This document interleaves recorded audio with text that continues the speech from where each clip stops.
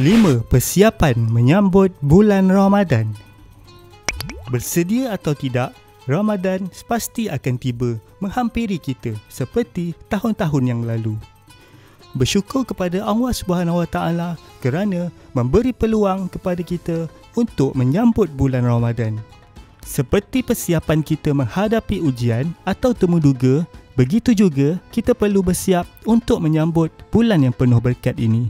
Mirip dengan cara kita menyusun latihan dan membuat catatan sebelum menghadapi ujian. Demikian juga kita seharusnya menyusun persiapan sebaik mungkin untuk menyambut Ramadan. Antara persiapan menyambut bulan Ramadan adalah tidur dan bangun awal.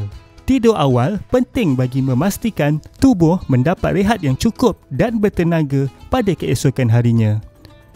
Cuba bangun awal 30 minit sebelum waktu subuh agar nanti kita dapat menambah pahala sunat dengan melakukan ibadah bersahur.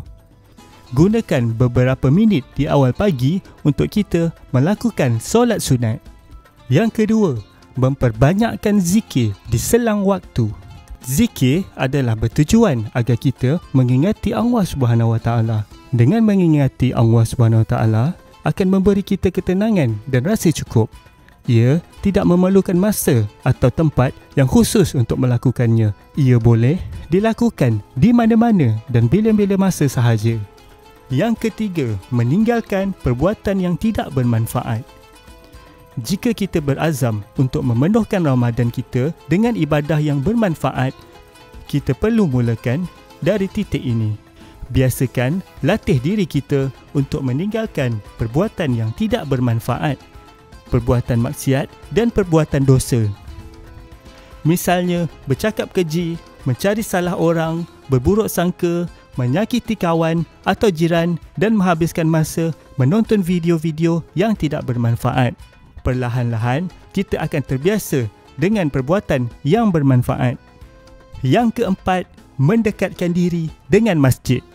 Antara 7 golongan manusia yang mendapat naungan Allah ketika di padang mahsyar adalah orang yang hatinya terpaut dengan masjid.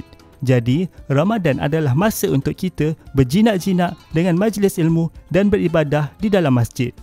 Yang kelima, siapkan jiwa dan roh kita melalui proses tazkiyatun nafs, iaitu penyucian jiwa.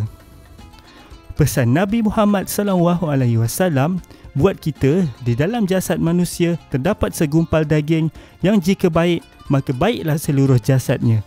Dan segumpal daging itu adalah hati. Pentingnya hati yang bersih dari niat jahat dan maksiat bagi memastikan nikmat beribadah dan keimanan dapat dirasakan. Kenal pasti apa perbuatan harian kita yang menjadikan kita semakin jauh dengan Allah SWT. Ramadan adalah peluang terbaik untuk dimanfaatkan. Semoga kita keluar dari Ramadan dengan hati yang bersih dan sensitif dengan kemaksiatan walaupun kecil.